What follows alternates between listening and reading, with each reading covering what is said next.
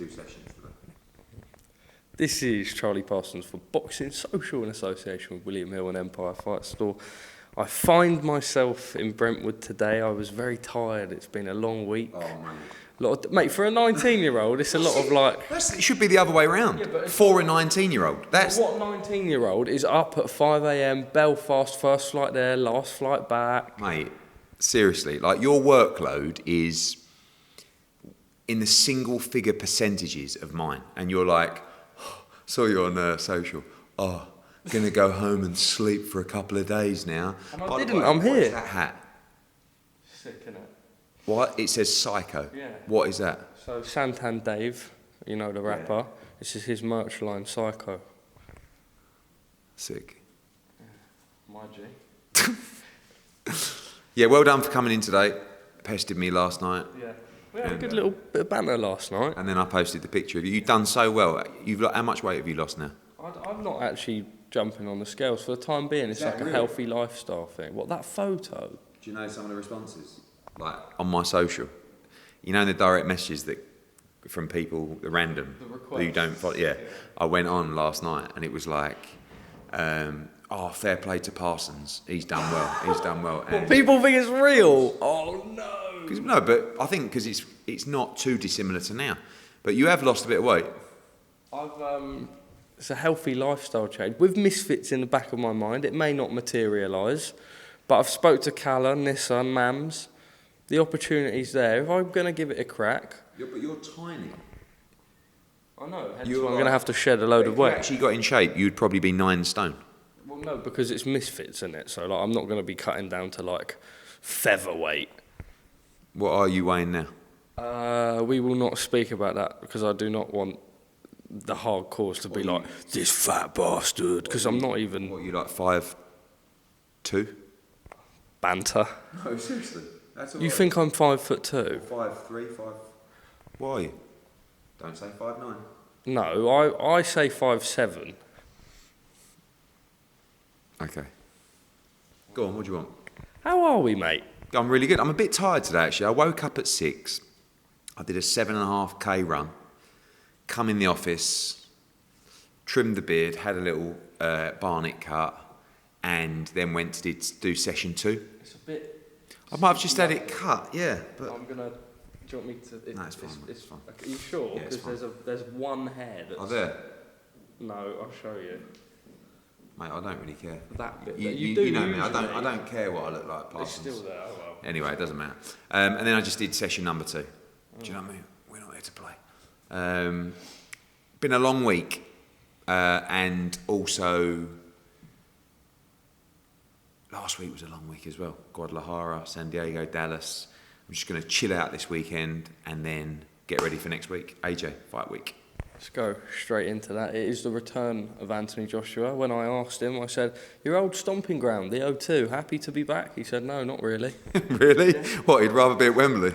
Yeah, I think AJ, you know, it's like when we did the presser and he went, money, just money. Like, I know for a fact, look, of course it's always important, but I think AJ is a pure competitor. Like, he will try not to put pressure on himself, but I know he wants to put a really good performance together next week, and there's a lot of pressure on him. Whatever way you look at it, you can try and dress it up and say, there's no pressure now because you haven't got the belts, and there's no pressure now because it's Jermaine Franklin. But the reality is there's loads of pressure on next week. Probably more pressure maybe than there's ever been before. I would say there's more pressure on this fight than there was in the Usyk fight, in a rematch, because people didn't expect him to win the rematch. He's expected to win. He's expected to make a statement, and that's what we hope to do. So I think it'll be a tough fight. I think Jermaine Franklin looks completely different to when he fought Dillian Whyte. He's full of confidence. He's a good fighter. But if AJ is elite, like I think he is, I believe he'll beat him, and I believe he'll stop him. The card's been announced, Eddie. It has faced a little bit of criticism online. I I know, and I don't know whether this is public knowledge, but there was a little bit of trouble trying to get Fabio Wardley, anyone to take him for the British title. Obviously, Amo Williams taking on River Wilson Bent. We knew that Felix Cash was going to challenge for the EBU. Zizo Al Mayouf on there, nice link up with Skill Challenge Entertainment. Jordan Flynn, Kane Baker, Campbell Hatton, like you say. Yeah, I think it's a good card. I mean, it's not pay-per-view, and if you look at recent AJ cards, I mean, you go back to the AJ card at Spurs, probably a little bit stronger. You had 65,000 people there. It was on Sky pay-per-view. I think it's a good card. I actually think Fabio Wardley against Coffey is a good fight. Coffey was well regarded in the States. A couple of really good fights on ESPN. Felix Cash going for the European title. Amo Williams, I think it's a good fight with River Wilson Bent. I think it'll be a good fight. Campbell Hatton, Jordan Flynn against Kane Baker, etc. So, of course, it's Anthony Joshua, and the main feature is the fight with Jermaine Franklin, but some good fights as well. I'll just pick up last night. I was reading an article from The Express. They have stated, and I will say the reportedly word was in there. I don't want to be liable for any of that nonsense, but that ticket prices have reportedly been slashed in an attempt to fill the arena. No, and when you have dynamic ticket pricing, prices do change of tickets, and that's standard across. Nothing's been slashed. And at the end of the day, I spoke to, I won't even say who it was, but one particular journalist who wrote that we'd sold 20% of the tickets. I mean, fuck me. Like, yes, I did expect it to sell out by now, and it will sell out by fight night. But we have sold, and when people say, I say we've sold, I don't know, I think it's 14,000 tickets and we've got less than 1,000 to go. He's lying. It holds 20,000. It doesn't. It holds, I think, 16,000 in total. That includes boxes, and I think it's 15,000 available for sale from us. So we will be sold out on the night. People like to down. I hold my hands up. It hasn't sold as quick as I thought it would. But I also understand at the moment it's difficult to sell tickets. And there's a lot of promoters who are just giving tickets away, sending links out and saying it's free. And that's killing the market as well. So, it will be completely sold out on the night. Expected to sell out quicker. Jermaine Franklin, he's come out and done a little interview. I suppose with Jermaine, I think words are always probably going to look more vicious on when they're written up as opposed to him actually saying it. Clickbait and stuff like that. Yeah. Well, no, not clickbait, because there was a quote from him. Yeah, clickbait's true, but what you do is you focus on a couple of words out of a sentence. Cool, you do it all the time. But so do IFL, and he said, I'm going to knock him the fuck out. Is that what you're referring to? No, it's not actually. Oh, okay. If you let me finish my sentence rather than interrupt. Apologies, Psycho. If this was in America, I'm pretty sure we would have had more of a turnout. For Jermaine Franklin? He said that. Okay. Yeah, Jermaine Franklin's been filling arenas. Oh, by the way, what shows in America sell 15,000 or 16,000 tickets? Apart from the ones I do. True question. I mean, every now and again, Javante, I think Caleb Plant, is that at the MGM or Mandalay? So that's not even that many tickets. Katie Taylor sold out Madison Square Garden. That was me. Canelo Alvarez against Triple G. That did. Oh, that was me. Canelo Alvarez against Dimitri Bivol. And that was me as well. Yeah. You've not got an ego. Massive ego, but, it's been a good week. Dazn, is it live today, 429? Yesterday, I believe. Oh. Yeah, I saw everyone on there last night. Massive. I mean, it makes me laugh, like, because it's like, the problem is with Dazn, it's not on Sky, and that's the problem, if they were on Sky, it'd be different, but they're not on Sky. I'll read out the quote, word for word. Who are you talking about? I'm just talking about people who want to be haters. It's like, and then you say to fighters, but they're not on Sky. They're just an app. They're not on Sky. And then you get on Sky. It's like, well, everyone can get on Sky. So, look, at the end of the day, it's a fucking dagger through the heart for the competition. And whatever way you want to look at it, it's massive. So Channel 429 on Sky. Dazn is now available on Sky. It's live. Oh, by the way, make sure if you're an existing subscriber, by Sunday night, You register so that you can watch the AJ fight on Sky if you want to, or via the app, or smart TV, or phone, or tablet, or any other device. I'm going to read you some comments from Ben Shalom. And I will stress, he did say before these comments, Dazn is a great platform. We work with Dazn, we work with them for Eubank Smith in America, etc. But he's been asked, obviously, a lot about Joshua Buatsi's comments and sort of Dazn being on Sky. This is word for word. Dazn could have got a channel in the first month. I could have got a channel on Sky. It's an open platform. Box Nation is on Sky. Babe Station is on Sky. It's nothing to do with Sky. It doesn't change the numbers. It doesn't change anything. Frank Warren doesn't advertise he's on Sky. Sorry. Yes. Yeah, Ben Shalom's definitely going to have his own channel on Sky. Yeah. I mean, look, people say silly things when under pressure, you know, and I haven't really got anything to say. Like, it's the boy, you know. Like, what do you say? Babe Stations on Sky. I mean, don't really get it. All it is additional exposure, a wider reach of the platform, an easier way for a certain demographic to consume content. Just a massive move for Dazn. And it's not, you know, there's a regulatory process you have to go through to get a channel on the platform. You don't just... So could you got it in the first month? Depending when it was applied for. This is a process that's taken a long time. You don't just log on to your laptop and then Parsons goes on this afternoon and tonight he's got his own TV station on Sky. You do know that. So sick. It would be, but it just doesn't work like that, unfortunately. So, look, it's, as I said, it's a dagger through the heart because, you know, one of the whispers in the ear is, they're not on Sky. They're not on Sky. They're on Sky. And they're all over the world.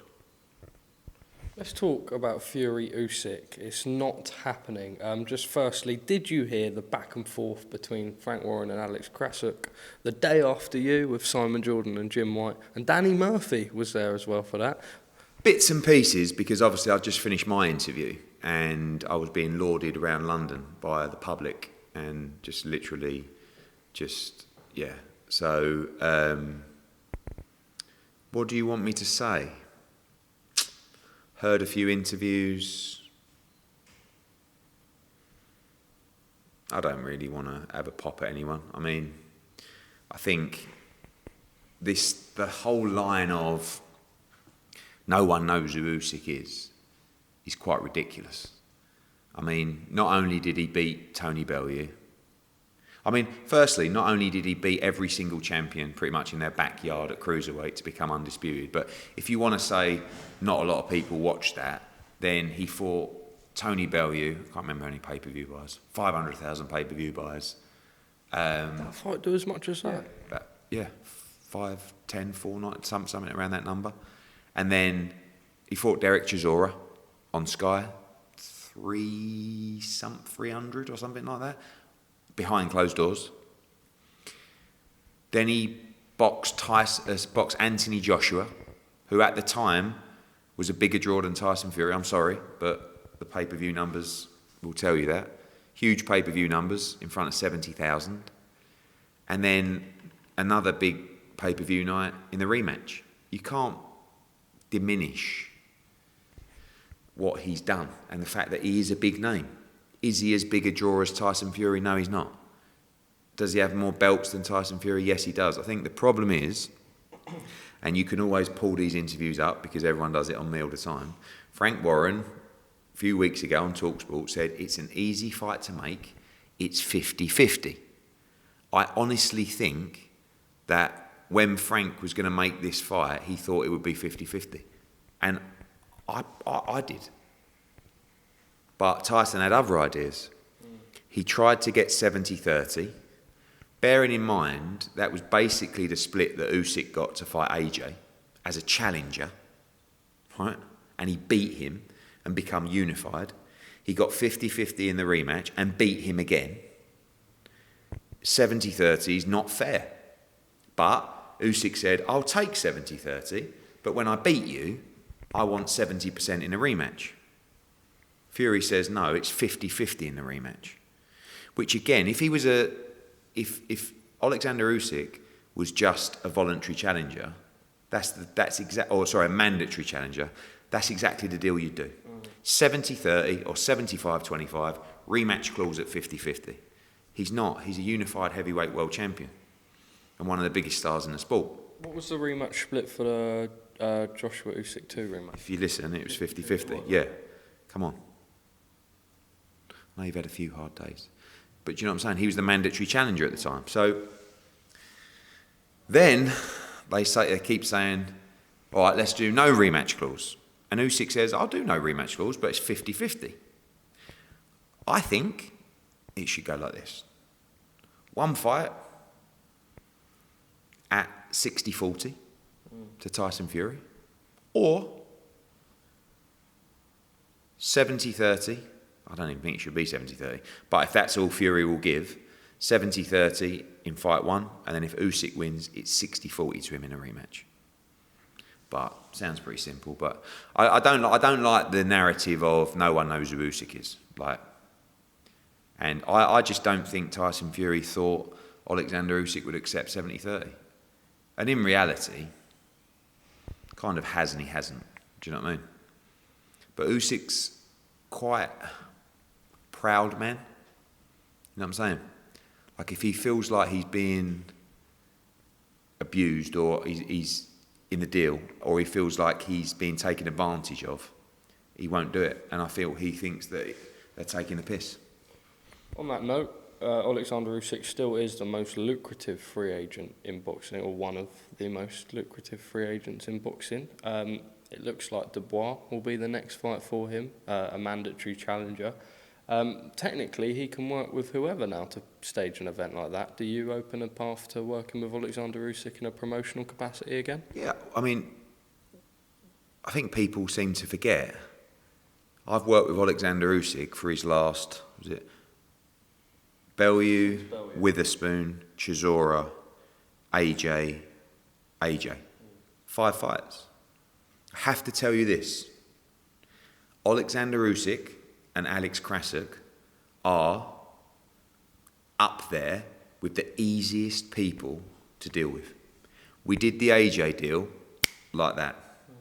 The rematch in Saudi, no problems at all. We didn't have one issue with Alex Krasuk or with Oleksandr Usyk the whole time over those 5 fights, and Aegis Glimas.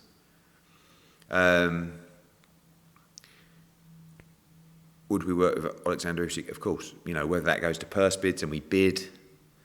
We've got Filip Hrgovic. He's supposed to fight Oleksandr Usyk as well. So yeah, I'm sure we'll be involved at some point with Usyk, and honestly feel like, you know, and this may be a weakness, our contract expired on the AJ fight, I think the first fight with Usyk, and obviously we had the 2 fight with the rematch. I think we've done such a great job for Oleksandr Usyk, and you know, during a tough time of behind closed doors and stuff like that, we were all, and again, he was a great to work with as well. But I think we've done a great job for Usyk, and he knows how good we are, and he knows how straight we are, and so does Alex Krasuk. That's what I asked. Could you end up signing him? What I'm saying is, the weakness is I probably should have gone to him and extended a promotional deal I've tried. I said this to you in Saudi. I represent AJ. I don't feel comfortable. I'm all in for AJ in that fight. Would that not go out the window in terms of who you work with? Because you'd sign Fury, right, if you were given the option? At the end of the day, not before the AJ fight, because it just stinks. And I think at the end of the day, your reputation is everything. And ask Usyk and Alex Krasuk what it was like working with us. And the feeling's mutual, so we'll see. Frank Warren has now said, Tyson's in a bit of a funny mind space now and he may retire. Your thoughts? It's going to be tough for him because he's going to take a lot of flack. Because... Do you think he's bothered by the flack though? Because he's come out again and he's come out with another video. He will be. He will be. Everybody's bothered by the flack. It don't matter. People are bothered in deeper and different ways. Do you know what I'm saying? Like, you can say all the time, you probably say it, I say it, I don't give a fuck. Fucking skin like a rhinoceros. But of course, no one. In the world that we live in, of social media, anyone can say what they want to you. You can't even get them around the neck. You know? So it bothers you. It bothers me. I don't mind admitting it. I'm not saying every day I'm just going, but every now and again, when the heat's on, of course it'll get to you. And it'll get to Tyson Fury. Because he'll be criticised heavily. Some people think it is his fault. Some people won't. But he won't like that criticism. All right, well, off the back of Eddie Hearn versus Simon Jordan on TalkSport, Simon Jordan's come out with a tweet today. First thing first, have you seen it? I have. It's interesting. Partly irrelevant, because my whole case and point is, number one, the British Boxing Board of Control will decide if this fight will be sanctioned. So that's up to them. Secondly, that's a rule change. Funny you. So there is a screenshot, Yes. and I'm going to bring this up now, and I will add it to the. I'm looking into it. So the document was supposedly created on the 1st of September, in which someone has quote tweeted, so we know that the most recent version of the board's rules, including clause 31.5, in which they acknowledge VADA testing, was created on the 1st of September 2022, which is after Conor Benn failed his first test, but on the same day that he failed the second. So, this is obviously, it's a close run who's got it in more for me, Simon Jordan or Fight Disciples, but they're kind of like the same people. So that's a rule change, firstly. It doesn't really alter my argument, because my argument is it's up to the British Boxing Board of Control if they're going to sanction the fight. Now, by the way, if that rule was in place, why are you asking, you need to be asking the board why they didn't cancel the fight, why they waited 5 weeks. Okay. Secondly, my point was the board wrote to us to tell us they did not acknowledge VADA testing. Okay. But what you're seeing there is a rule change. And I got that half an hour ago. And I'm looking into it. So I got it before you, so I'm really good at my job. Yeah, but I don't sit on Twitter all day like you, Parsons. Fuck off, you don't. Anyway. So if this took place before the rule change, what happens? well, then the Fight Disciples will be getting a phone call from me asking them to apologise, because if that's a new rule, it's 100% a new rule. Does that not open a weird thing with the board now if they've added a new rule? They may have, no, but they're well within their rights to add a new rule. But what I'm saying is, at the time of the tests, yeah, but at the time of the test, that was not the rule. But I have to look into that. That's definitely a new rule, 100%. It's when that was introduced. So. But it doesn't change my argument of, contractually, the board will rule on whether the fight will be sanctioned. If that's an existing rule that was in place prior to the first test, they should have cancelled the fight straight away. But Simon wouldn't have been able to sleep since that interview, genuinely. Because, however, everyone had me... like the photo of the three of you. Yeah, but everyone had me winning, but a lot of people felt it was close, but obviously I won. But that would kill him, because no one, and the amount of messages from people I've had, not random people, saying, "Oh, you've done him, I'm so happy." And I think the reason the support came is because he's less popular than me, which is quite unusual, really. So yeah, I'm looking into that because it's interesting. It's definitely a rule change, but it doesn't change the argument in slightest. We were, as I said to him, the board confirmed we do not acknowledge VADA testing around the Billy Joe Saunders case. That's what they told us. Secondly, when I spoke to Robert Smith, spoke to him, he confirmed. This was the first test. He confirmed they do not acknowledge VADA testing. So we've got to make a decision on what we're going to do. So let's see. But absolutely changes nothing. If that's the board rules, the board should have cancelled the fight as soon as they received the tests. So... Well, just in case anyone hasn't seen it, the British Boxing Board of Control Rules and Regulations 2022, Rule 31 under dope testing. All licence holders agree to cooperate fully with any World Anti-Doping Code complaint, anti-doping investigations or proceedings, whether conducted by UCAD or any other competent body, in which they said VADA are a competent body under WADA. Why didn't you use 31.5 to pull the fight? I mean, you've explained that now. It may be a new rule. You're looking into that. As a rule itself, I suppose that's very good. You do know that's not... that's a board decision. Yeah. So it's not, Eddie, why didn't you pull the fight? It's the board, why didn't you pull the fight? That's within your rules. What we did was we received the tests, same time as the British Boxing Board of Control, and said to them, what are you going to do? You're the governing body. You're in charge of disciplinary matters. Over to you. I mean, I don't see... But Simon's had, 2 days now. Again, he would have been sitting there at night, fucking bastard, and that's what he's come up with. Let's see when that rule was introduced. It's quite interesting. It is. Just sort of lastly on that, something that I learned from the sort of meeting between the two of you, and this may have been something that I might just be a crap at my job. I don't call myself a journalist. The cease and desist letter, supposedly from Conor Benn's team. Can you sit with me now and 100% factually say that there were no cease and desist letters from Conor Benn's legal team to the board to stop them from pulling the fight? I mean, one thing I can confirm is, number one, he said, we sent them a cease and desist. We sent them no cease and desist or legal correspondence. Number two, it's one for Conor Benn, but yes, no cease and desist letter from Conor Benn. Correspondence from the legal team. And by the way, the WBC rules of confidentiality around their testing programme. But again, another matter he was wrong on. So the British Boxing Board of Control 100% would have been able to pull the fight without any uproar or turmoil from... They can pull the fight. If there was a cease and desist letter. I know you've said there's not, ultimately, but... No, but there was correspondence regarding the test. They can pull the fight at any time they want. You can't, what Simon's moaning about is that, yeah, but you put them under pressure. I didn't. Conor Benn was speaking to them about the test and about the problems around the test, again, when we talk about the Fight Disciples and Simon, the board confirmed to me that they don't acknowledge VADA testing on the phone after the first test. So that's another reason why I want to see when that clause was added. Okay. If it is a new added clause, are you happy with it? Yeah, I think it's right. Mate, we don't pay all this money for additional layers of testers for a laugh. So yeah, absolutely. And I keep saying the board made the right decision.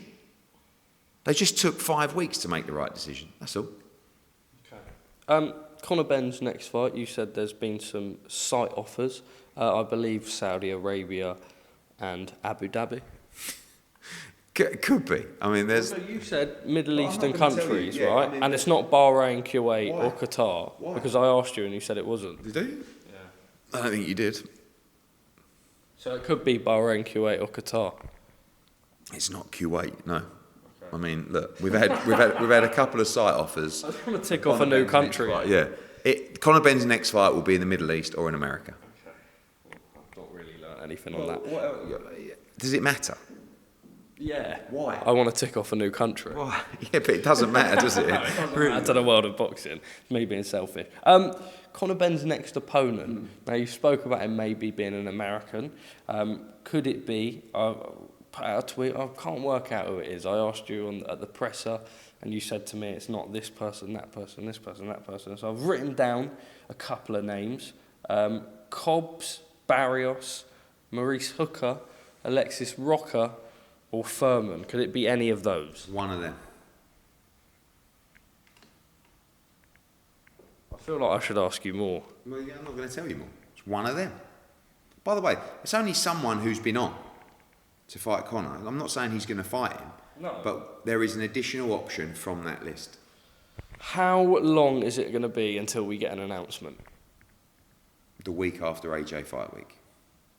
And that is June 3. Most likely. Okay. We're at 3 o'clock. Do you need to do your thing? I've got a few more questions for you. I told him to interrupt me when it's ready. Okay. Right, Eddie, if anyone's saying, oh, you've clipped the interview up, I haven't. We've got a 30-minute point on the interview where we have to restart the recording. Wood Lara, the City Ground, and in fact, I'm going to get this word for word through someone who's done a good bit of digging. Nottingham Arena is booked for May 27. Correct. Nothing to do with boxing. I know that you've spoke about pushing the City Ground. Rumours saying that Josh Warrington is now the favourite to face Mauricio Lara May 27. The first direct arena is in fact free. Both teams are hopeful of a deal being done, but it's a matter of who fits in. Who did you get this from? I prefer not to speak. If I speak, I'm in big trouble. Where are you from? That's Preston. You must know that. Jose Mourinho. It didn't sound like it. Anyway, let me tell you the truth. Leigh Wood has a rematch clause. We still have to negotiate that purse with Leigh under the terms of the contract, although there's a minimum in the contract. Nottingham Arena is not available on May 27. We are going May 27. We have spoken to Notts Forest. What did you say about Notts Forest? Sorry. No, nothing about that. The City Ground is in the running, right? I reached out to... City Ground might be available.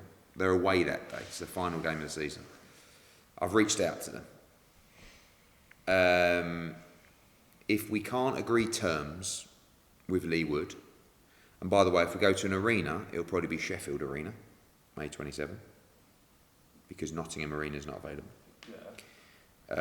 If we can't agree terms with Leigh Wood, Mauricio Lara will fight Josh Warrington at the first direct arena on May 27. How long are we waiting on some sort of clarity on that, obviously? Seeing Leigh on Monday. It's the AJ launch party on Monday, isn't it? You coming? Silly question, mate. You didn't know about it, did you? I did know about it. I've actually already got my RSPV, mate. So. You're buzzing for that night, aren't you? Yeah. Anyway. Yeah, of course I am. Anyway, you can go up to AJ again. Oh, I've always admired you. What, am I not allowed to... Ed, right, I'm gonna flip this on you quickly before you into... No. I'm just saying, it was a nice moment. Why are you getting on... AJ, right? No, it wasn't.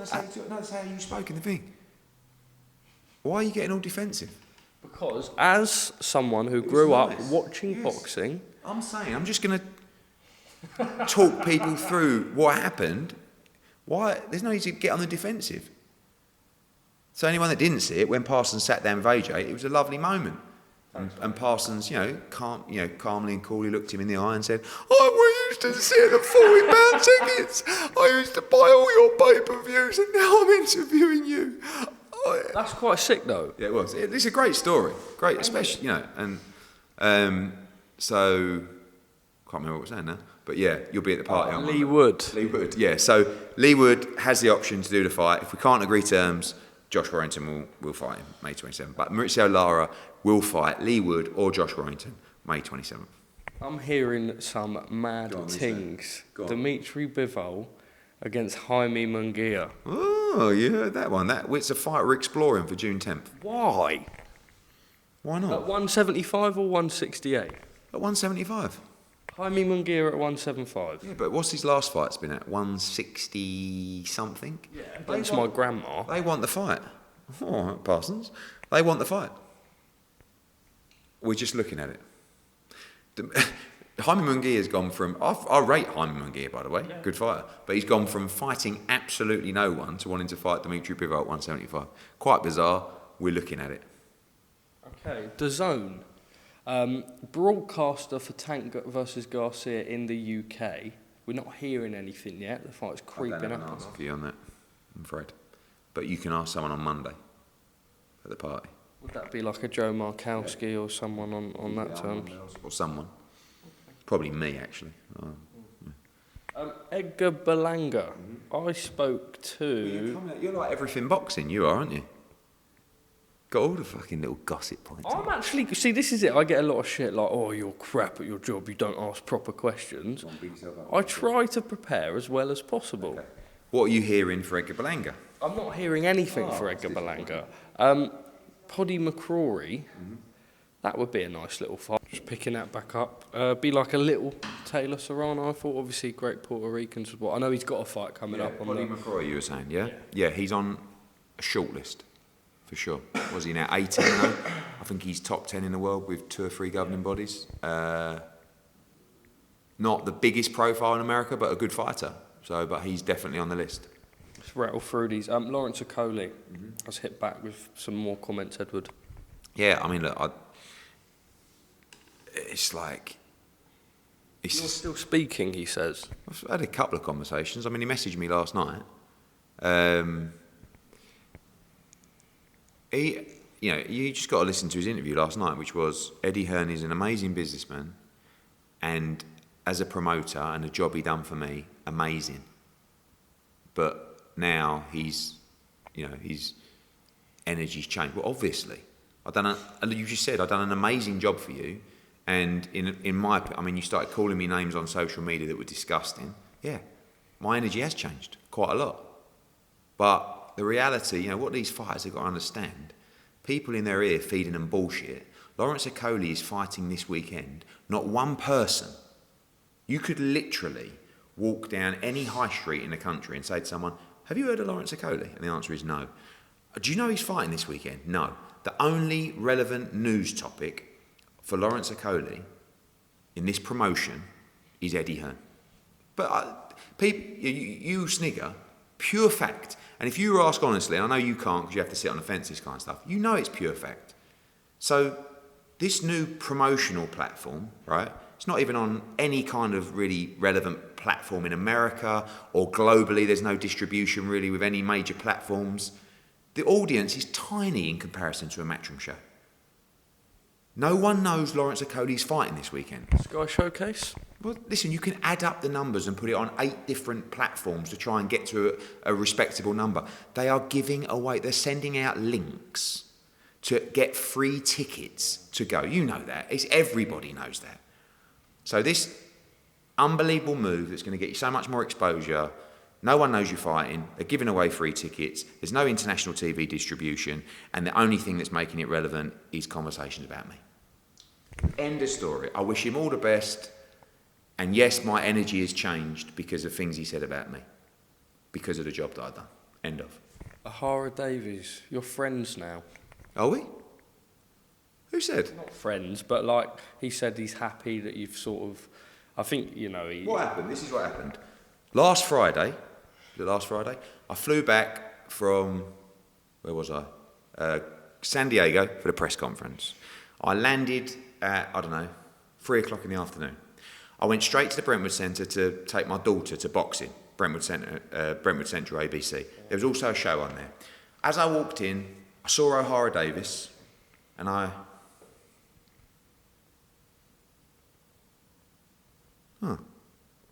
that's nice. So anyway, I saw Ahara Davies. You have to understand, I have no ill feeling to Ahara Davies. Ahara Davies used to come into our office all the time because he trained with Tony's gym. I liked him. I had a soft spot for him. I think he wasn't ready for the limelight and the criticism that he got and stuff like that. In my opinion, he made some mistakes, blah, blah, blah. Anyway, he fought Josh Taylor, got a lot of money for that fight at the time, didn't work out, blah, blah. So last Friday, I walk into Brentwood ABC. I walked straight up to her. I saw Ahara right in front of me. I thought, and my reaction wasn't, oh, Ahara, I hate Ahara. It was Ahara. So I walked straight up to him and I went, OD, how you doing?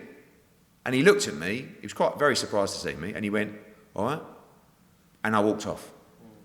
And then he gave the interview after that I saw, because there was a show there that night, and he said, I should have, I was going to say to him, fuck this and fuck that. I said before, I'm over the moon with him beating Lewis Ritson. I like Lewis Ritson as well, but I'm impressed with what OD's done. OD's career could have filtered away 2 or 3 years ago. He stayed consistent, he stayed in the gym. I hope he gets a massive fight for the world title. I haven't seen him for 6 years or something. But anyway, I wish him all the best, genuinely. When I saw him at the Brentwood Centre, it was OD. It wasn't... fucking, I just walked straight up to him. I went, OD, how you doing? And he just looked up and he was a bit like, and he went, all right. And I just walked off because I had to go to the club. But that was it. I've got to go. Yeah. I just want to mention one thing. I know you have got to go. I know we have our back and forth laughing about Cirencester. There are a horrible little group of kids going about at the minute. Last night, an 11-year-old was battered, left black and blue. I can't believe there was someone driving, which clearly suggests someone over the age of 17 was about. We're seeing them walking around town, waving about knives and stuff. It's not on. Just a quick message from you. This knife crime, this gang culture, it ain't cool. Especially for me in the Cotswolds, Cirencester, get a grip. Firstly, the police have got to be on top of it. Awful. I mean, you know, you have to be patrolling, you have to be stop and searching, you have to be all these things. But just kids, come on. I mean, you know, this is not a problem in Cirencester. The fact that it's happening in Cirencester, in the Cotswolds, it says a lot about what's happening in you know, less affluent areas, let's say. Yeah. This is a national pandemic, a massive problem, and the government have to step in and they have to do something quick. Going to get this guy some self-defence training. Thank you very much for your time, Eddie. Cheers, mate.